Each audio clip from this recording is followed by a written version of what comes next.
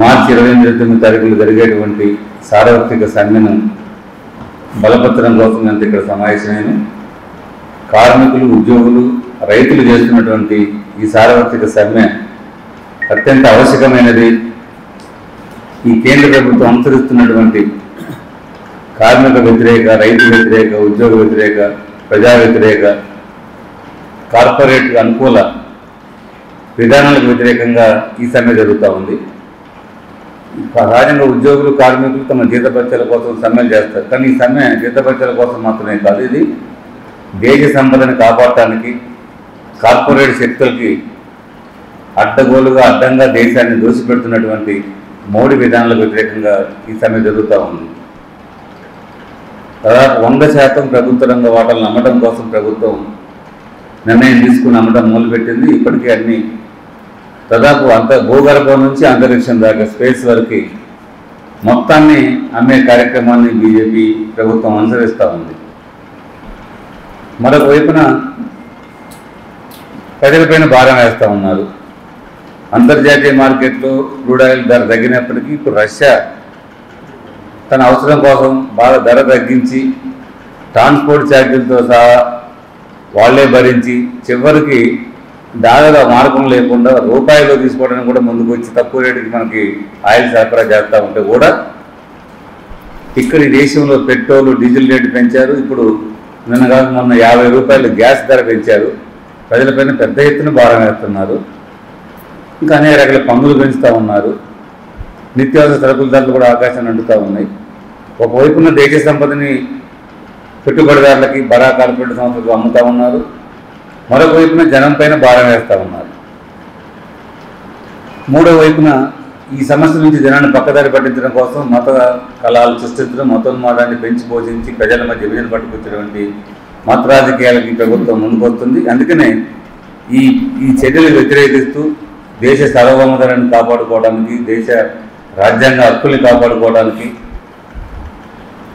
ఈ ప్రైవేటీకరణకు వ్యతిరేకిస్తూ ఒక ప్రజాస్వామిక లౌకిక విధానాలను కాపాడటం కోసం జరుగుతున్న ఒక దేశవ్యాప్త సమ్మె ఇది. ఈ సమ్మెని దేశంలో అన్ని రాజకీయ పార్టీలు, అన్ని ప్రజాస్వామిక వామపక్ష శక్తులు, అన్ని పార్టీలు దీన్ని బలపరుస్తూ ఉన్నాయి. ఖమ్మం జిల్లాలో కూడా ఈ సమ్మెని విజయవంతం కావడానికి, ఈ సమ్మెకి కార్మికులు, రైతులు చేస్తున్నటువంటి మొత్తం పట్టణ ప్రాంతాల్లో కార్మికులు సమ్మె చేస్తూ ఉన్నారు 2 రోజుల పాటు. గ్రామీణ ప్రాంతాల్లో గ్రామీణ బంద్ కూడా రైతు సంఘాలు పిలిపించాయి. కాబట్టి గ్రామీణ బంద్కి, పట్టణాల సమ్మెకి మీ అందరం కూడా సంపూర్ణ మద్దతు తెలియజేస్తూ ఉన్నాం. ఈ సమ్మె విజయవంతం కావడం కోసం పార్టీలందరూ కూడా సహకరిస్తామని చెప్పేసి ప్రజలను తెలియజేస్తా ఉన్నాం. భారతదేశ ఆర్థిక అభివృద్ధిలో ప్రభుత్వ రంగ సంస్థలు ఎక్కువ వాటాన్ని తీసుకొచ్చిన దశ మనం చూసాం. ప్రభుత్వానికి అనేక రకాలుగా ఆదాయాన్ని తీసుకొచ్చినటువంటి దేశంలో అనేక మంది, లక్షలాది మందికి ఉద్యోగ అవకాశాలు కల్పించినటువంటి ప్రభుత్వ రంగ సంస్థల్ని పెంచి పోషించినటువంటి ఈ 70 సంవత్సరాల స్వతంత్ర భారతదేశంలో ఏ ప్రభుత్వం చేయని నిశ్చితంగా నరేంద్ర మోడీ ప్రభుత్వం ప్రభుత్వ రంగ సంస్థల్ని అమ్మేస్తూ ఉంది. అది లాభాలతో పని లేదు, ఏడుతో పని, నష్టాలతో పని లేదు. ఏదైనా సరే ప్రభుత్వ రంగం అనేది ఉండటానికి వెళ్ళలేదు. ప్రభుత్వం వ్యాపారం చేయదు, పరిపాలన చేస్తామని చెప్పి మొత్తం అర్థం చెప్తున్నారు ప్రజాస్వామ్యానికి. కానీ దేశంలో 75 సంవత్సరాలుగా ప్రభుత్వం నిర్వర్తించినటువంటి కర్తవ్యాన్ని ఈరోజు కొత్త భాష అని చెప్పి ప్రైవేటీకరణ చేస్తున్న నరేంద్ర మోడీ విధానానికి వ్యతిరేకంగా దేశంలోని కార్మిక వర్గం, ఉద్యోగాలు, అసంఘటిత కార్మికులు, చివరికి రైతులు, వ్యవసాయ కార్మికులు, సమస్త జనం కూడా రేపు సమ్మెలో భాగస్వామ్యం అవుతాము. కాబట్టి ఆ సమ్మె సంపూర్ణంగా జిల్లాలో జయప్రదం చేయాలని చెప్పి ప్రతిపక్ష పార్టీ మేము పిలిపిస్తా ఉన్నాం. భారత కార్మిక సంఘాలు ఇచ్చిన పిలుపు ఈ నెల 28, 29 తారీఖుల్లో దేశవ్యాప్త సమ్మెకు పిలిపిచ్చాయి. దాన్ని సిపిఐఎంఎల్ ప్రజాపంద ఖమ్మం జిల్లా కమిటీ తరఫున సమ్మెని బలపరుస్తూ వారికి సంఘీభావంగా, అదేవిధంగా దేశంలో రైతు సంఘాలు ఇచ్చినటువంటి కూడా మద్దతు తెలిపి గ్రామీణ బంధుకు కూడా పిలిపించాయి. ఆ బంద్లో కూడా పార్టీ శ్రేణులన్నీ పాల్గొని విజయవంతం చేయాలని చెప్పేసి అని విజ్ఞప్తి చేస్తూ ఉన్నాం. మీ ద్వారా మోడీ ప్రభుత్వం వ్యవసాయాన్ని మొత్తం కార్పొరేట్ కంపెనీలకు కట్టబెట్టాలని చూసింది. దాన్ని భారతదేశంలో ఉన్నటువంటి రైతాంగం తిప్పికొట్టారు, మోడీని మెడలు వంచారు. అట్లే కార్పొరేట్ కంపెనీలకి ఈ కార్మిక చట్టాలన్నిటి కూడా 44 చట్టాలని రద్దు చేసి 4 కోళ్లుగా మార్చి కార్మికుల శ్రమను కూడా దోచిపెట్టాలని చెప్పి మోడీ ప్రభుత్వం ప్రయత్నం చేసింది. దాన్ని కార్మిక వర్గం కూడా అదేవిధంగా తిప్పికొట్టాలని, దానికి వ్యతిరేకంగా గట్టిగా పోరాటం చేయాలని చెప్పేసి అని కోరుకుంటా ఉన్నాం. అందులో భాగంగా చేస్తున్నటువంటి సమ్మెను కూడా బలపరుస్తూ ఉన్నాం. మరి మోడీ ప్రభుత్వం 2014 నుంచి ఇప్పటివరకు గత 8 సంవత్సరాల్లో మరి భారతదేశంలో వాళ్ళు గొప్పగా చెప్పుకునే సంస్కరణలు అన్నీ కూడా ఒక్కడి కూడా కొండందేవి ఎలకనబట్టిన పరిస్థితి ఉన్నది. డిమానిటైజేషన్ చూసుకుంటే 2017 నవంబర్ 8వ తారీఖున నోట్ల రద్దు అనే కార్యక్రమం తీసుకుంటే మరి సామాన్యులకి ఏం ఒరిగింది లేదు. అది ఏదో పెద్ద ప్రపంచవ్యాప్తంగా వార్త కోసం చేసి ఇలా ప్రజలందరూ కూడా మరి డబ్బులు మార్చుకోవడానికి ఏటీఎంల దగ్గర బ్యాంకులలో చాలామంది రోడ్డు మీద ఎండకి చనిపోయిన పరిస్థితులు ఉన్నాయి. మరి అలాంటి ఏదైతే డబ్బు ఉన్న వాళ్ళు మాత్రం డైరెక్ట్గా బ్యాంకుల్లోకి వెళ్ళి మార్చుకున్న అన్నీ చూసాం మనం.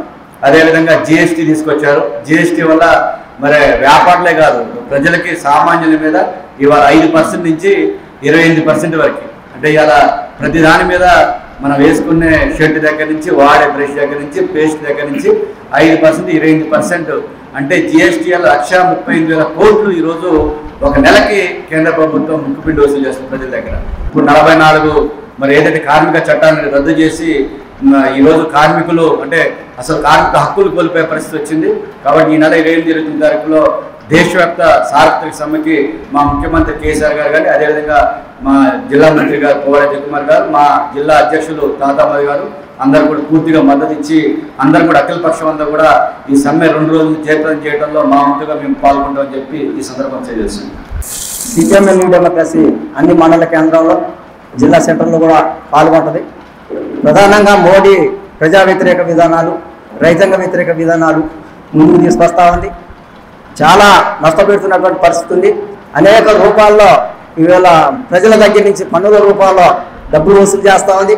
కానీ ప్రజలకు రావాల్సినటువంటి ఏవైతే పథకాలు ఉన్నాయో, ఏవైతే అమలు చేయాల్సినటువంటి విషయాలు ఉన్నాయో వాటిని మొత్తం కూడా హామీలను పక్కన పెట్టి ఇప్పుడు ముందుకు మాత్రం ప్రజల కార్మికుల్ని మొత్తం కూడా నష్టపెడుతున్నటువంటి పరిస్థితి ఉంది.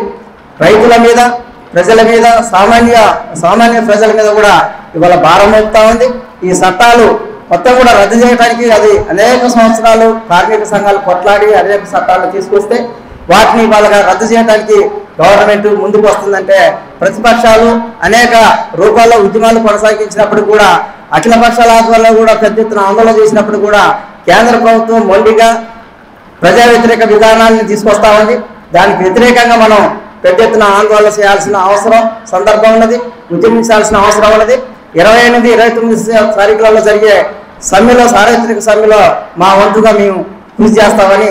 దేశవ్యాప్తంగా బీజేపీ ప్రభుత్వం అవలంబించే ప్రజా వ్యతిరేక, అదేవిధంగా రైతు వ్యతిరేక, శ్రామిక వ్యతిరేక విధానాలపై 28, 29న చేపట్టే సార్వత్రిక సమ్మెకు అన్ని పార్టీలతో పాటు కాంగ్రెస్ పార్టీ కూడా పెద్ద ఎత్తున పాల్గొంటుందని, ముఖ్యంగా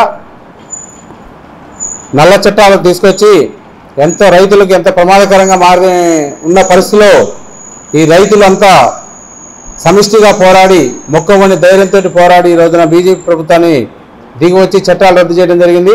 అదేవిధంగా 5 రాష్ట్రాల ఎన్నికలు గెలిచిన తర్వాత పట్టపగ్గాలు లేకుండా పోయేదానికి ఈ యొక్క బీజేపీకి తగిన బుద్ధి చెప్పడం కోసం ఈ 28, 29 జరిగే సార్వత్రిక సమ్మెను విజయవంతం చేయాలని